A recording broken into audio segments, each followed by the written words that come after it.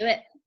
So welcome back to the Barbell Bikini and Biz podcast. You join me for a guest podcast today with one of my very good friends, Amy. My boy, well, my girl, but you know, you got your bros.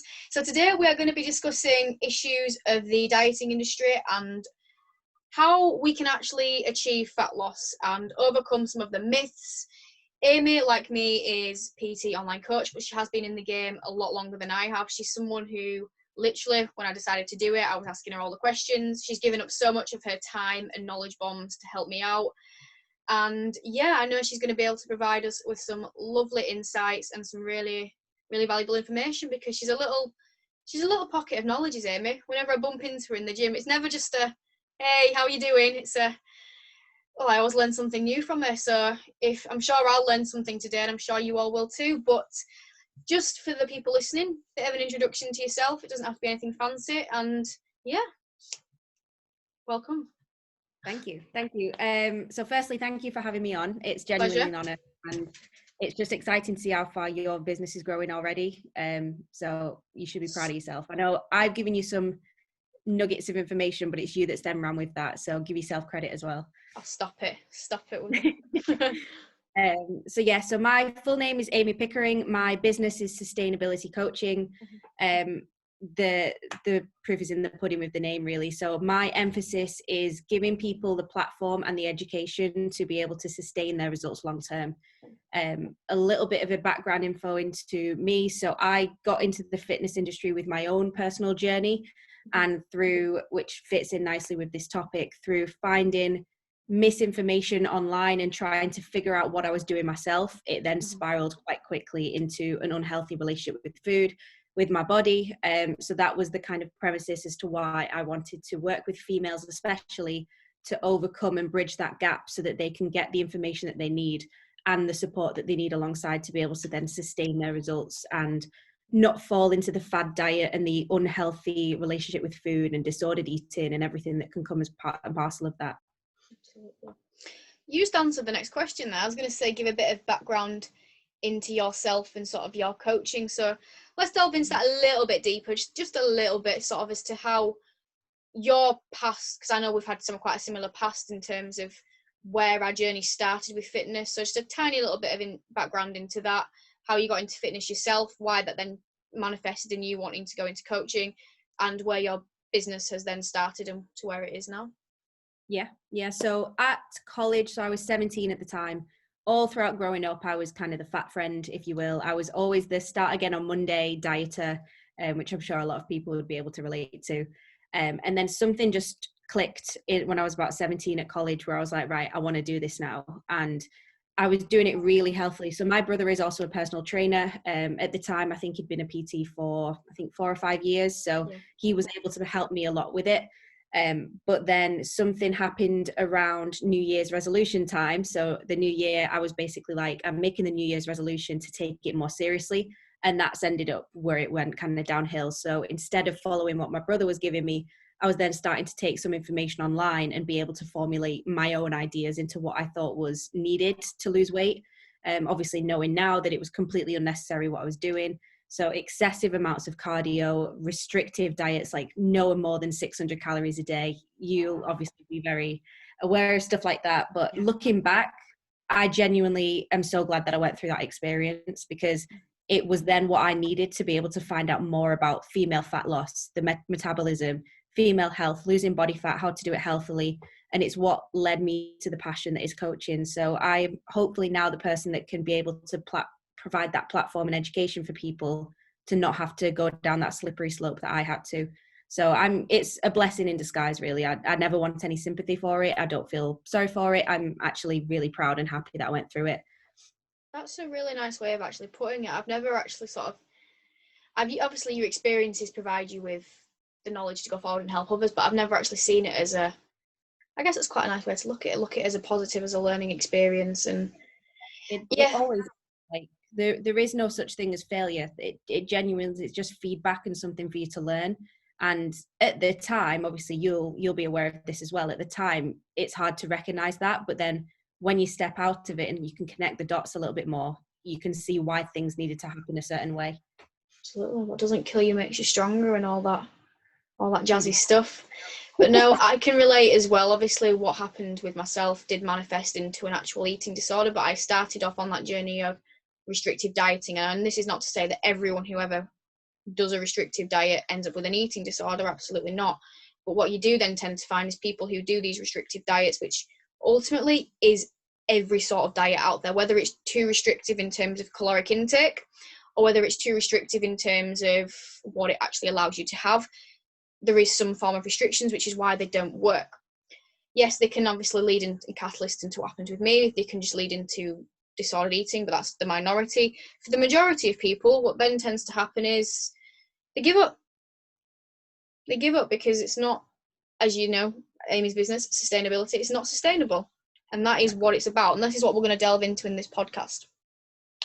So the first sort of topic I want to sort of cover, and we can sort of bounce us off each other in terms of what we both experienced, is looking at clients who have come to us for fat loss.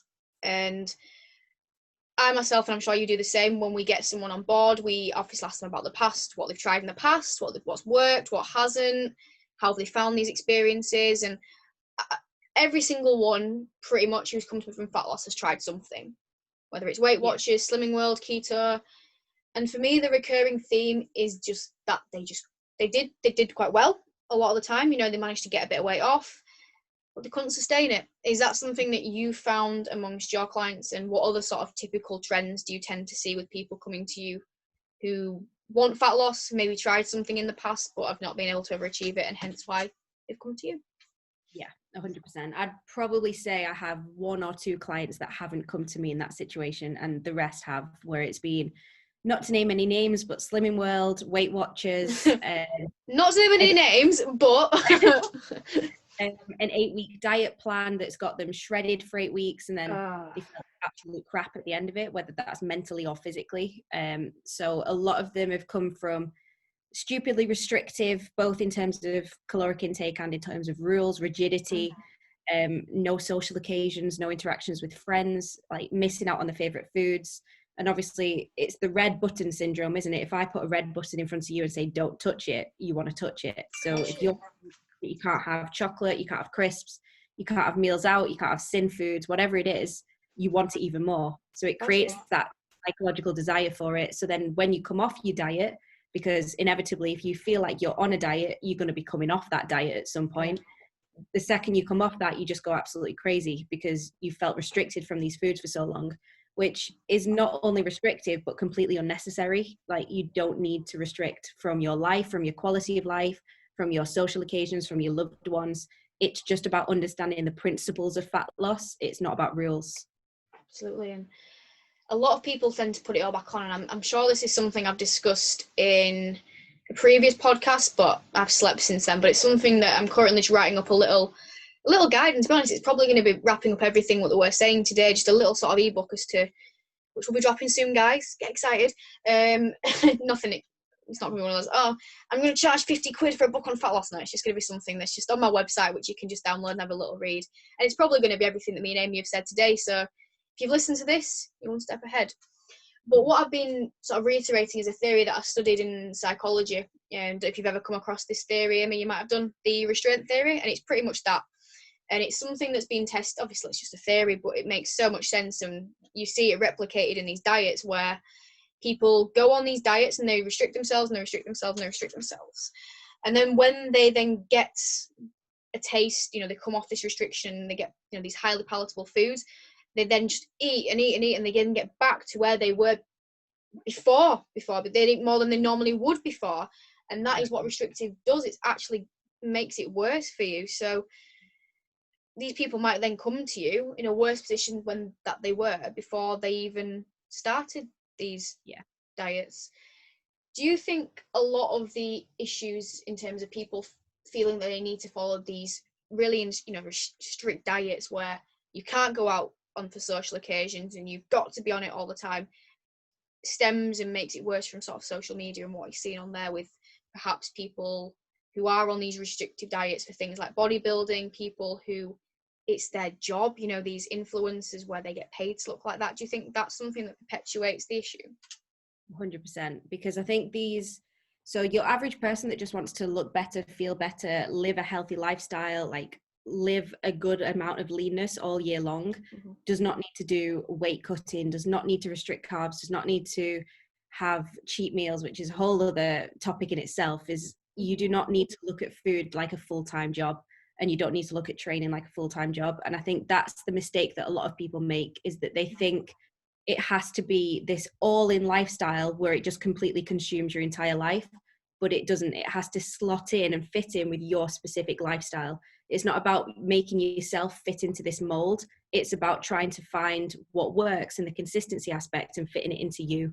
And social media is a blessing and a curse, because there is a lot of good information out there. There's a lot of good coaches like yourself that's putting out good information, but we are a needle in a haystack compared to the vast majority of it, compared to huge influencers that have millions and millions of followers that are just really not like they're completely uneducated, and they're not qualified to be able to talk about the things that they do, selling products off the back of affiliations and everything like that, just purely to make money. And it is a shame. And obviously, if people are going into that with very little understanding about nutrition and training, they're not going to know what's right from what's wrong. So they're going to look at the person that looks how they want to look and replicate what they do, but not realize that it's probably only 1% of what they actually do. And a lot of it is probably misconstrued for social media anyway. No, absolutely. 100% agree. I mean, you touched on it just then, sort of saying that, you know, the fact that it's coming off and coming on a diet, that's one of the reasons why people fail. But let's sort of touch into why ultimately most of these diets fail. Like, what, there's so many of them out there now. Like, if you could do a mind map and literally fill it with all of the different regimes and programs and trends, there's so many. And I think for some people it's kind of confusing as to know what. No wonder people don't know what to do, because there's so many different things saying so many different things. Like, one saying, you know, making sure you're eating carbs for your training, and then another one saying no, carbs make you fat. Another one saying, you know, don't eat after this time, and another one saying it doesn't matter. So no wonder people are confused. But what do you think are sort of the main, I mean, we've touched on it a bit, reasons why ultimately these diets are things that people do and then come off and then come on and come off? Why does this happen so often? Start again Monday. What is it about these that causes that? So when we look at motivation, humans are only actually motivated by two things: pain and pleasure. A lot of the time when people go into losing body fat, it's coming from a place of pain. So they hate how they look, they're sick of being the fat friend, they're sick of feeling self-conscious, and it's coming from all of this pain that's causing them and forcing them into action. That's great, because we need pain as a very short-term push into doing something. But in order to sustain something long-term, we need that pleasure side of it. So what do you actually get from that motivation? What do you get from that lifestyle? From what value does it add by living a healthy lifestyle, by feeling confident, by feeling happy in your own skin, by feeling sexy with your partner, whatever it is? Whereas people are coming from a place of they're trying to hate themselves into change. And it's, okay, do I hate this diet? Well, yes, but not as much as I hate myself. So let's just ride out this diet for as long as I can to try and get the results that I want. Great, now I look great, but I hate the diet, so let's stop that diet, and then they'll come straight back to where they started again. And it's this constant yo-yo cycle where they kind of feel like they're stuck because they don't know the other way out. But then every time they build up more evidence that they failed on the diet, that they hate dieting, that dieting equals sacrificing or misery or unhappiness, obviously every time they then come to diet again, they don't want to do it because it's filled with all these memories of the past that is just making them fearful of the event. Which dieting does not have to be painful. It doesn't have to make you happy. It doesn't have to make you unfulfilled or miss out on your social occasions. It doesn't have to make you moody or lose your menstrual cycle. Like, anything that you associate with dieting doesn't have to be like that in order to get results. And if anything, it's probably hindering your results by creating this much of a starvation mode, because you feel restricted, you feel unhappy, so you're not going to sustain it. And then you'll yo-yo, and then you'll eat even more, which brings your average up anyway, and then you'll drop it back down, you eat again. So instead of just maintaining a good amount that you can sustain long term and enjoying the process at the same time. Yeah, absolutely. And I think this is something that I've really sort of struggled and at times really struggled to drill into clients, is that quick fixes don't work. You know, if you're following a diet where you're going to drop 10 pounds in 3 weeks or something crazy, which, you know, you see in these things, and I guess it is hard when you see this on social media. You see, you know, someone, oh my God, I'm following this diet and I've lost a stone in a month, and you're following a diet, you know, you're following a program like something me or yourself will do, where is a much steady, safe rate of loss, because something that's sustainable, something which, because I'm sure when you program it's the same. We're not causing people to drop 20 pounds in a week. How do you explain this to clients then when they're like, look, I'm not getting results as fast as I want. Why am I not getting results this fast? I'm seeing this person on social media, they're doing this diet and they're losing weight twice as fast as I am. I want to be like that. How do you sort of ingrain it into them that this is not the way forward? The biggest thing that I always tell them is, I personally use myself as an example, that by trying to speed up the process, you actually end up elongating it.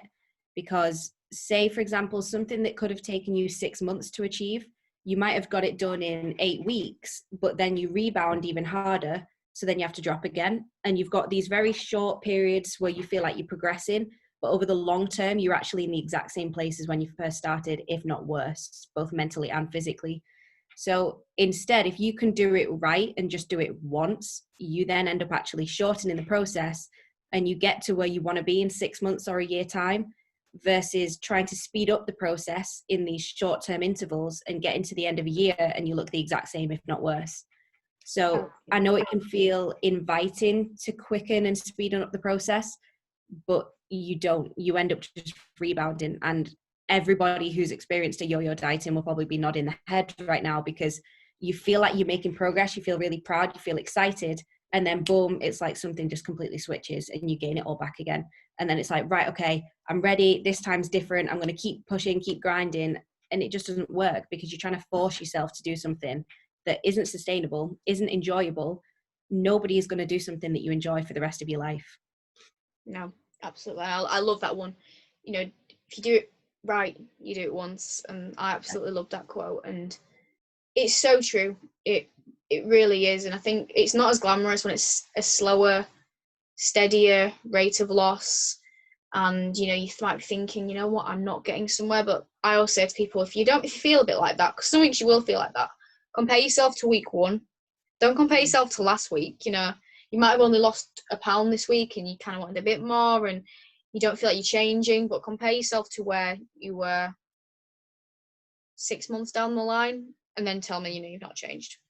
Exactly. And tell me how your attitude to food has changed. And it's when you look at things like this, because it's not just about weight, it really isn't. I think this is another problem with a lot of these diets that I find, more so with things like Weight Watchers and something, well, like the clubs, because that's what I did my dissertation on, was when you go to these like meetings and stuff, it's all about ultimately that number each week. Mm-hmm. It's about, well done, you've lost a pound, you're on the money, you're on track. Yeah. Oh, you didn't lose any weight. That's not good. Yeah. Funny one for you. You'll like this one, and I think some of you listening will find this funny as well. I did a podcast earlier today, but it won't be today when you're listening to this, because I'm going to release them on different days, because, you know, got to keep people interested, can't give you all of it at once. She went to Weight Watchers, I think it was, and she put on weight or something. She said she put on weight that week. She'd done everything right, and, you know, the instructor consultant was like, you know, what's gone on, Karen? Why have you not, you know? She's like, I've been to the gym, you know, I've eaten well, I don't understand. And they went, you've been to the gym. That'll explain it, because you'll have put on muscle, and muscle weighs more than fat, so that's why you've gained weight this week. So guess what? She stopped going to the gym. Are you joking? Nope. And everyone in the club was gained that quickly. I said that, I was like, damn, I think it was 4 pounds she gained, actually. She said, I was like, mate, if I gained 4 pounds of muscle in a year, I'd be buzzing as a female.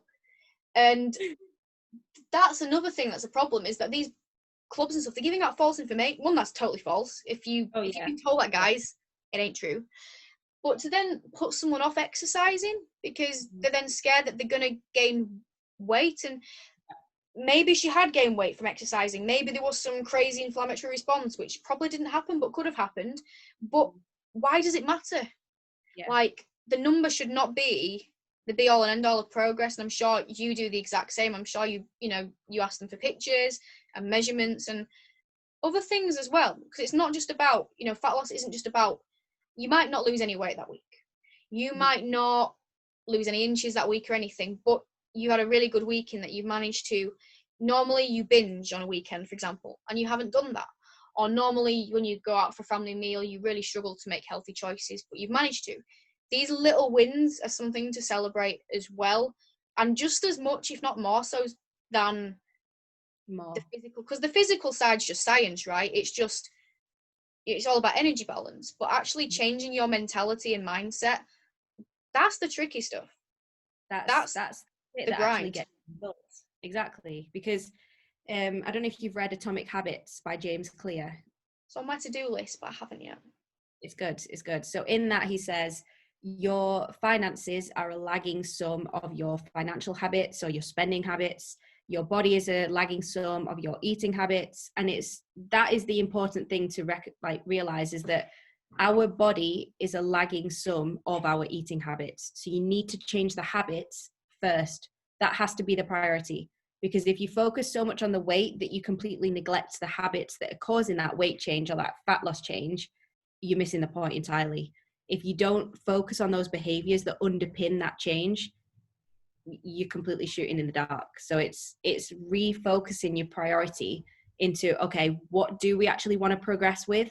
We want to make sure that we're hitting the targets with steps, with our food intake, our water intake, our sleep, that we've got stress managed, that if we're a female, we're taking into consideration things like our menstrual cycle.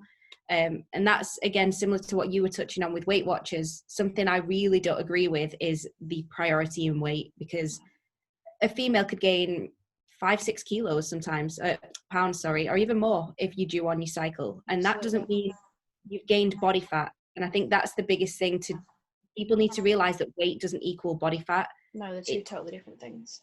Yeah, exactly. The goal isn't to lose weight. The goal is to lose body fat. And if you're focusing so much on weight that you'll do anything to lose as much weight as possible, you might end up with similar amounts of body fat, but you've lost loads of muscle. You're not going to look good. No. You will not look good. You'll look skinny fat. You'll look like a melted candle, as one of my friends, Lydia, who I used to work with, always says. I like that. And it's true.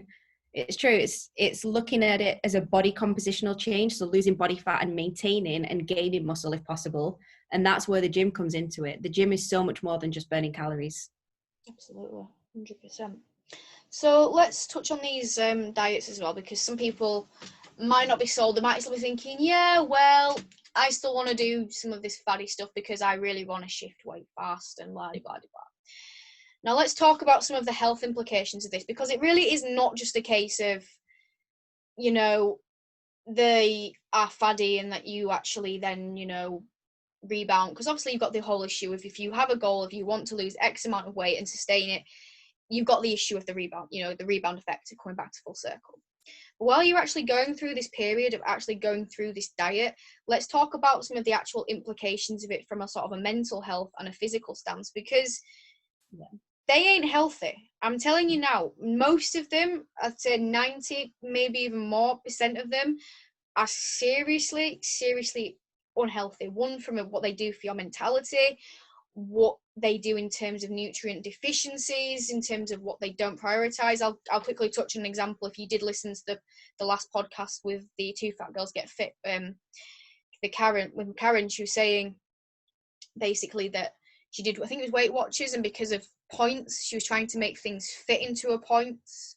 But because they didn't teach her about nutrients, it was just a case, you've got this amount of points to use on whatever. So she was utilizing them on things, I think, for basically for fats, things like chocolate, and she was totally neglecting all of her healthy fats. And to be fair, in fairness, she was going through stress as well, so there was the combination of stress. But while with this diet as well, she was so nutrient deficient, her hair was falling out, and that's horrific. Like, your hair should be falling out because you've gone on a diet. Like, yeah, hell no. So let's talk. Yeah. So first, let's talk physical first. Let's talk physical stuff. In terms of what these fad-in, and obviously they're all different, but what some of the physical problems of, you know, extremely low calorie or extremely restrictive diets can have. So maybe some anecdotal, you know, things you've seen with your clients as well. I'll let you lead the floor. So, especially as a woman, our body is very sensitive and almost fragile to certain changes in nutrition and training. And that doesn't mean that we are this kind of fragile creature that we shouldn't do the things that guys should do. It just means we have to take into account the fact that our hormones are built for survival and built for reproduction. They're not built to lose body fat. Your body, quite frankly, doesn't care if you lose body fat. It doesn't care. It keeps you surviving. It wants to make sure that you're still reproducing. And if we haven't even got enough calories and energy coming in to sustain the basic bodily functions, which is called your BMR, so your basal metabolic rate, your body will turn down the volume on anything that isn't essential. So that's your menstrual cycle, that's your hair, that's your hormones, that's your libido, that's everything from sleep, mood, anxiety, depression, insomnia. I could go on, like everything that you would consider as non-essential other than surviving, your body will essentially start to slow down. So changes in your metabolism, in your thyroid, which controls your metabolism, but also things like you'll feel cold all the time, your hair falling out, anemia, so feeling freezing, looking pale, poor skin, poor hair, poor nails, like everything. It very much changes pretty much every single function in your entire body because your body runs on energy. So if you've not got enough energy coming in, it doesn't see the need to keep those functions running when it's just an excess amount of calories that are being needed. So from a physical side of things, anecdotally, I myself had insomnia for 5 years. I had anxiety for 5 years, poor skin. I lost my menstrual cycle for 3 years, I think. And that's like just touching the surface, because obviously from a mental side of things as well, there's a lot more in terms of poor relationship with food, orthorexia, which a lot of people might not have heard of, orthorexia, which is the obsession of certain foods being good or bad.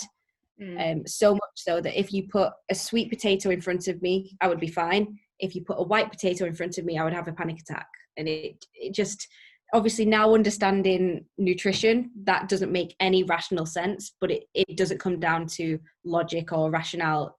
Your brain doesn't even recognize the two when you're in that kind of mindset. And like Lucy touched on, it's not that everybody is going to come into this side of things. It's not that it's automatically these diets cause an eating disorder, but all of the physical changes that we can get are extremely likely in terms of your menstrual cycle, your fatigue, energy levels, libido, bone density, muscle loss. Like, it could go on. There's just far too many. No, absolutely. And I think it's brushed under the carpet a lot. I really do. And I think maybe actually in some respects it's almost becoming normalized through social media, because I think sort of competing and prepping is becoming more popular and more people are documenting it, and obviously that a lot of those things are sort of side effects of prepping. Because ultimately when someone goes through a bodybuilding prep or photo shoot prep, quite an extreme diet, they have to get to low levels of body fat, which is why you get these side effects. Now, what I always reiterate to people is that these people do this, yes, and what they go through, they're aware it's not healthy. They know it's not, and ultimately they are going to come back up. Like, if you're dieting for a long time, you're going to want to keep going, whereas these people are very conscious that this is a very, very short-term thing and that they are going to have to build things up and fix everything. And again, it's an extreme goal. You wanting to, just get down to feeling just decent in your skin is not an extreme goal. You wanting to be happy in the body you have and healthy and fit is not an extreme goal. So therefore the process does not need to be extreme. Exactly. It really doesn't. So let's wrap it up and sort of talk on to what we then, I think we touched on it a little bit here and there as well, as to what we do, what are the sort of key things that we do differently to these mainstream diets, these clubs, these 8-12-week shred programs, which they seriously F me off. They really do, especially when they sell them for 60 quid. And this is going to be my first point. a lot of these things, there's no personalization. It's a set diet plan, a set way of doing things, and they assume that everyone works the same way from a mental and physical stance. Yeah. And that's something that really, because like you said, you know, for example, you just touched on it as well, males and females, very different. And yes, they might say males have this many calories, females have this many calories, but it's still not that straightforward. No. Likes and dislikes, that's one thing to take into account. It sounds very basic, but what do people like, what do they dislike? What do they have intolerances to? What do they not have intolerances to? What do they like to do? Do you like to have, like for me, I eat 5 meals a day. People eat 3 meals a day. Are you quite a social person? Do you need to have that, you know, leeway where you can have social occasions factored in pretty much weekly because that's what you do? Because let's say, for example, some people, I think with their offices, they go out like every Friday for a lunch or go out for drinks every Friday. Are you then going to say to them that you can't do that simply because you've got a goal? Well, no, because it's part of their lifestyle. But with Slimming World Weight Watchers, that's not accounted for, and these diets, that's not accounted for. If you've got a meal plan, what do you do?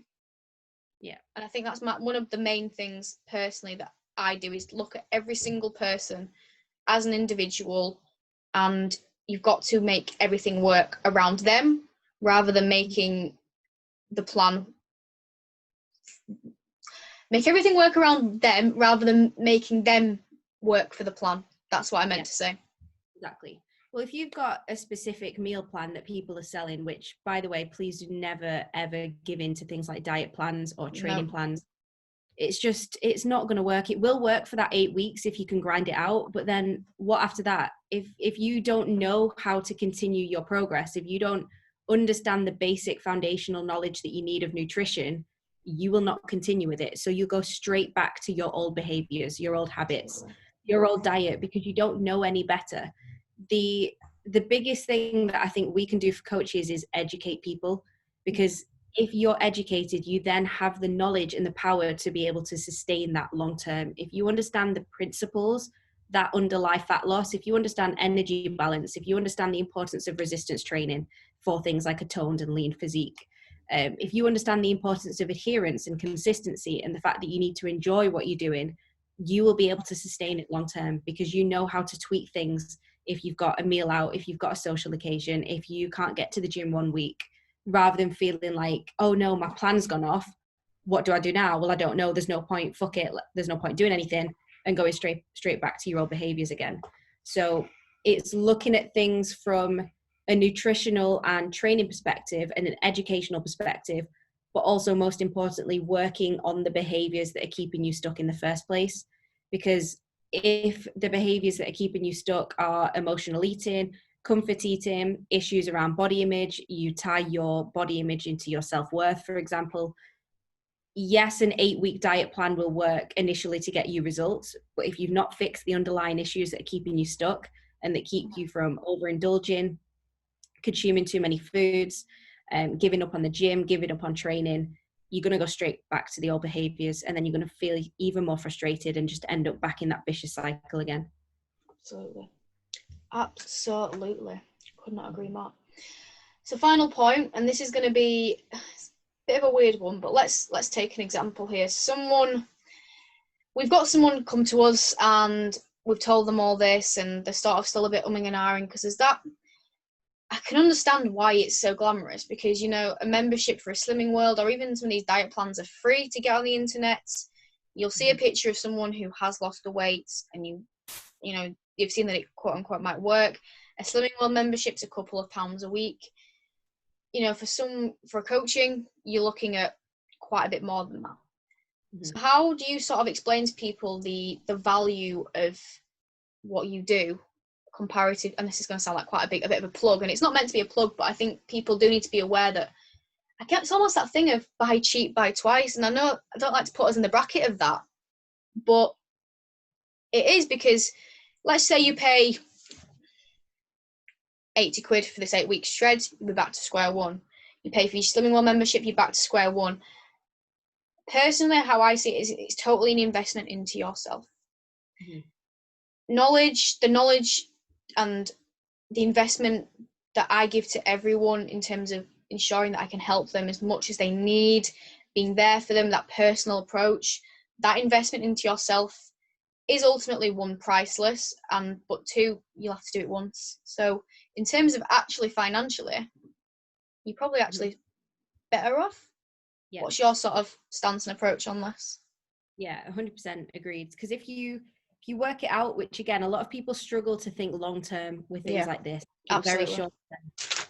If you work it out long term, even if you needed something like a year and a half with a coach, which most people probably won't need that long, but even if you wanted a coach for a year and a half, that investment compared to spending the next 30 or 40 years of your life yo-yo dieting, feeling like shit, spending money and wasting money, and feeling like you're a complete failure and giving up in the end, feeling unhappy, feeling unsuccessful, being agitated around your kids, not having the energy to play with your kids, that's the cost that we're comparing against. Yes, the finances are obviously to be taken into account, but is being unhappy and not having the quality of life that you actually want really worth the misery that you're causing yourself by not wanting to invest in a coach? And again, this isn't a plug, but I am now the coach that I wish I had at that point. And that would have saved me a long, long time and a lot of trial and error, a lot of mistakes, and being able to just take the guessing out of it and being able to go, this is me, this is who I am, this is what I like, this is what I don't like, this is my current level of information and knowledge, help. And just being able to have somebody that's actually expertised and knowledgeable and experienced to be able to go, okay, this is what you need right now, educate you properly, and you can spend a year or so getting it right compared to the next 6 years trial and error and just not actually getting to where you want to be until 6 years later. So again, it's not always the easiest thing to sell to people, if you will, but I'm not selling finances or a coaching program. I'm selling the quality of life that the person gains at the end of it. Perfect. I like that. And I think you came into this for the same reason that I did. Yes, ultimately we need to make a living. We have bills to pay, cars to pay for, but that's not what we're here for. Neither of us are here to get the Audi TT, to get the life in living in Dubai. We're not here for that. I came into this, and I'm sure you are very, very similar, with the passion to help people, with a passion to show them that it's not crazy hard to get to where you want to be. It takes effort, don't get me wrong, but it does not take this you don't need to yo-yo, you don't need to do anything stupid or crazy or hard and have a miserable life. You can have a quality of life, you can have flexibility and freedom, and ultimately it does not have to be that hard. But you just need someone like I had a coach who showed me that, and that's why I do what I do, to help people ultimately be happy with the body they have, be happy with the life they have, and show them that it doesn't have to be horrific to get there. Takes work, don't get me wrong, it's not a piece of total cake, but it's not impossible. It's not hours on the treadmill, it's not eating rabbit food. You can eat some damn good food, and you can eat a lot of it and find a way of exercising that you enjoy. Me and Amy both weight train. I'm sure you don't tell all of your clients they have to go weight train and do the rep range that you do. Zumba is probably one of the most enjoyable. Dead in Zumba, but a load of people like it. So exactly, and this is what people say. I hate exercise. If that to you is jumping on the treadmill or jumping on the rower, mate, me too. I hate exercise if that's the case. I don't like cardio based stuff, but Zumba's cardio. So we're going for go for a swim. That's cardio. With your kids park, like there's so much you can do. Exactly. I saw a quote on Instagram the other day that was, "Don't miss out on 95% of your life to weigh 5% less." And I was like, yes, like literally that. Drake said it best, YOLO. We only live once. Stop wasting your life trying to lose a little bit of weight when you don't have to miss out on life in the first place. Just live your life, have a better quality of life, and gain something from it, as well as being able to lose body fat and feel better in your skin. Absolutely. So let's finish up with, let's do one take home message. I think you sort of give them one there. one take-home message each to give to people in terms of the issues of the diet industry and what you really actually need to focus on and what is important. So I'll start. First of all, if you are on a fat loss journey now, or you're about to embark on one, or you're sort of thinking, I'm not really where I want to be, stop and assess what you are doing and what you have been doing. And the reality is, I bet for most of you, it's that you've been doing these fatty diets. Think about where you're going wrong with them. Think about why you're stopping doing them. And it's probably the fact that they are restrictive. Stop.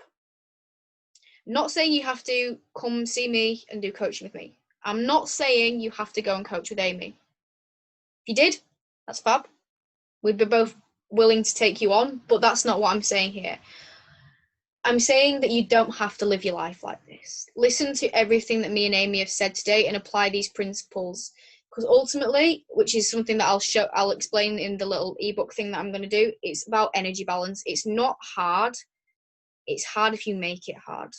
And again, with the exercise, if you're saying, I hate exercising, find something you like. Find whatever works best for you will be what you enjoy the most and what you can adhere to. That's going out once a week as part of your diet. It's fine. You need to find what works for you, what you can adhere. And yes, it may not be as glamorous. You may not drop 10 pounds in a week. You may not drop 10 pounds in 10 weeks, but it may be a slow process. But like Amy said, and like a lot of people say, you do it right, you'll do it once, and you'll never, ever look back. On to you. Mic drop. Well, I've got some pressure now, haven't I, following that? Yeah. No pressure, mate, but top that. No, I think in essence, learn from our mistakes is the best way I can put it. Like, we did it wrong so that you don't have to. And yes, coaching is an investment. And again, I don't want to come on this podcast and just seem like I'm trying to flag the surface, because I'm not. But it genuinely, we both have coaches for a reason, because there is so much value that you get from somebody else who is objective, that can see what you need. And even if that's not a coach, just go to somebody who you know is educated, more experienced, they've gone through certain things from themselves. Learn from other people, but be very, very wary of what you read online. Just take everything with a pinch of salt. Question everything, including if that's from us too. Question us, because if we can't back up what we're saying, don't take what we say as gospel. And that goes for everybody. Stop doing stupid diets, stupid workouts. Stop following people's eat what I eat in a day videos thinking that it's going to work for you. It won't. They have completely different needs. You need to find what works for you, both in terms of how your body works and from an enjoyment perspective. And it's not sexy, because I can't just give you the best diet that works, because the best diet is the one that you enjoy and the one that you can stick to. 100%. That was all right. No, cheers. It wasn't that good, was it? It wasn't as good as yours. No, but touching on what you said as well about the coaches, me and Amy have both have had coaches in the past as well, which is something that's helped us develop our knowledge and helped us, again, to be able to help you more. I still currently have one. I know Amy has had them in the past as well. And that's the thing as well, a lot of the best coaches that you see out there, the people that we learn from, have had coaches, or even still have coaches, because it's always about learning. And the more you know, the more you can apply.